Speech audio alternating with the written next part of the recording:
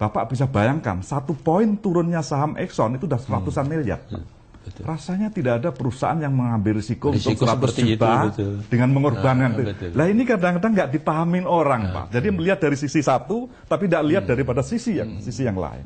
Boleh dikatakan, Mbak, mungkin sampai 95% itu semua pihak, artinya baik dari pemerintah maupun dari perusahaan minyak itu sepakat apa yang disebut cost. Nah, yang sisanya ini yang berada di wilayah gray area, yang tentunya lebih banyak kalau ada perbedaan itu karena perbedaan interpretasi saja. Nah, dalam seri terakhir juga pernah saya menyebutkan mengenai headquarter charges, juga bisa juga ditambahkan ya ada cost-cost yang menurut perusahaan minyak itu adalah wajar, karena itu sesuai dengan sistem akuntansi yang berlaku ya. Tapi oleh misalnya BPKP mengatakan itu tidak apply di Indonesia misalnya. Hal-hal strategis apa yang sebenarnya mendasari konsep PSC yang diklaim sebagai ciptaan Indonesia, di mana sistem ini telah digunakan oleh banyak negara? Kita perhatikan pendapat berikut ini. Karena PSC itu adalah hak mineral ada di kita, pasal 33 tak kira. Langsar hak penambangan ada di negara, itu ada sejarah dari jadinya pasal 33. Langsas hak usaha itu ada di perusahaan negara. Jadi ada komponen itu. Sehingga dengan demikian bisa memanfaatkan sumber daya mineral minyak itu seoptimal mungkin untuk kepentingan bangsa dan negara. Maka dipilihlah PSC. Nah, PSC itu prinsipnya ada 50-50 sebetulnya. Jadi kalau dulu itu kalau dibagi ya hasilnya sama dengan 50-50 saja. Lah dari yang 50% itulah termasuk biaya. Dulu namanya bukan cost recovery sebetulnya, ya nggak ada, namanya udah agak lain. Lah makanya karena yang dibagi produksi dan risiko ada tanggung barulah dinamanya kontrak production sharing. Ketika tahun 66-67 Orde Baru menegakkan sistem baru di perminyakan, sistem baru yang dianut adalah production sharing. Kita waktu itu semua tidak begitu mengerti apa itu production sharing. Kita tahunya kontrak karya.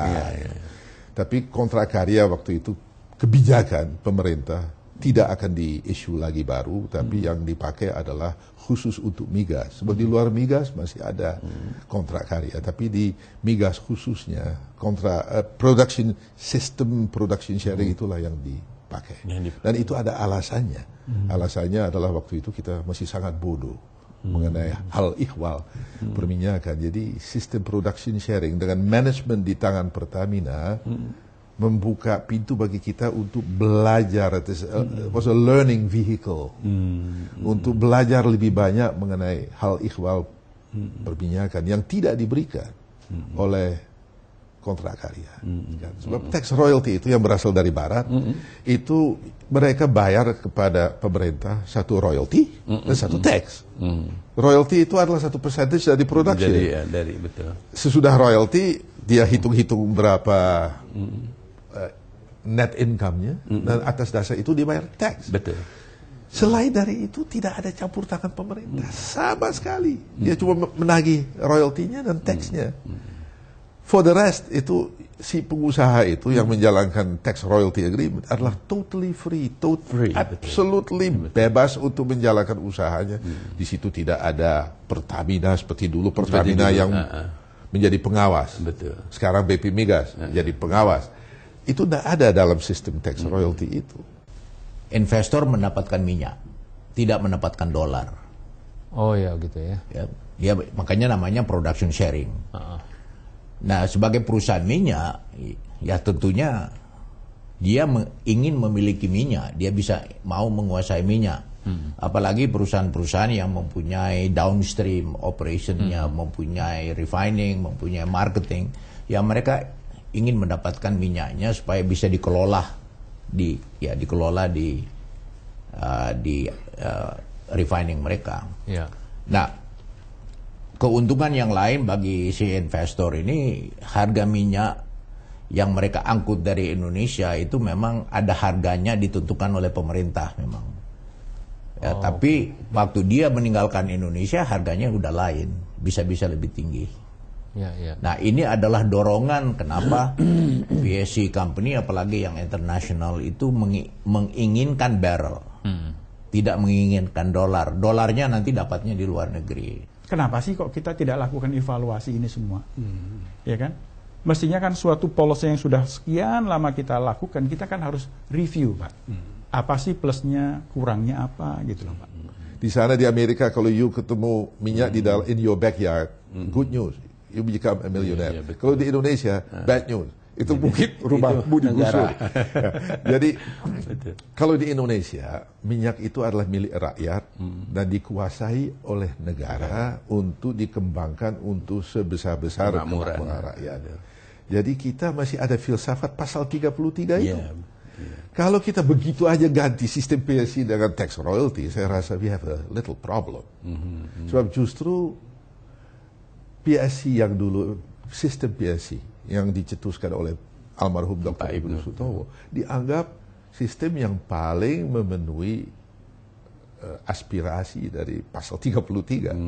Malah banyak yang meragukan apakah kontrak karya itu memenuhi aspirasi. Tapi yang namanya PSC itu dianggap itu yang paling cocok, paling banyak memenuhi aspirasi pasal 33. Gitu. Yang membuat production sharing itu menarik itu bagi investor itu kenyataannya bahwa mereka mendapatkan minyak, mendapatkan barrel. Ya. Tapi ada sisi lain daripada production sharing itu yang juga banyak dibahas, itu aspek cost recovery. Nah, saya ingin juga mengatakan bahwa mungkin masih ada pengertian bahwa cost recovery itu sebenarnya pemerintah yang membiayai. Sebenarnya itu tidak. Yang membiayai semua operasi itu adalah perusahaan minyak itu sendiri. Dan mereka tentunya mendapat pengembalian pembiayaan itu melalui apa yang disebut mekanisme cost recovery. Nah, apakah sistem ini masih baik dalam 4 tahun terakhir ini? Kalau kita melihat 5 tahun yang terakhir, di mana banyak negara yang juga ingin mendatangkan investor ke negerinya, mereka membuat tentunya pola-pola kerjasama, dan banyak dari negara itu juga mengadopsi production sharing.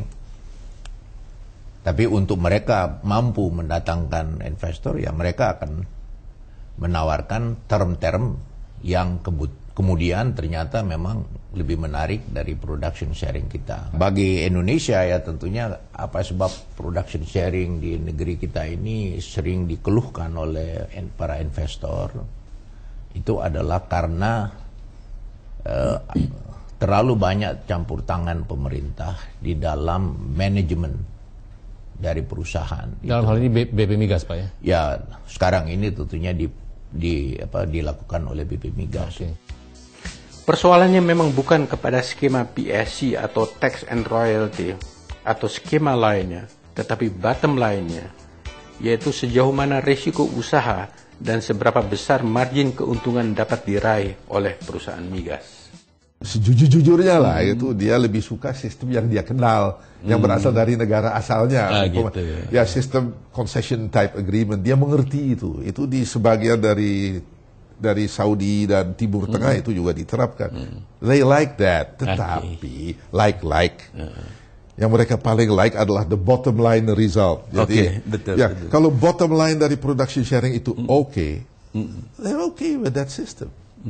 Jadi itu lebih penting dari what kind of system, apa you taruh label ini dia udah kenal, ini concession, dia kenal dari sono-sononya. Tapi sudah 40 tahun orang bergaul dengan yang namanya PSC, mereka udah tahu PSC itu binatang apa, dan mereka tahu bottom line-nya is okay. Kalau bottom line-nya andai kata tidak okay, Pak, mereka udah lama kabur. Tapi karena mereka anggap bottom line-nya okay, so apa yang mereka lebih suka, yang mana yang mereka akan suka sistem yang paling banyak menghasilkan economic effect, yang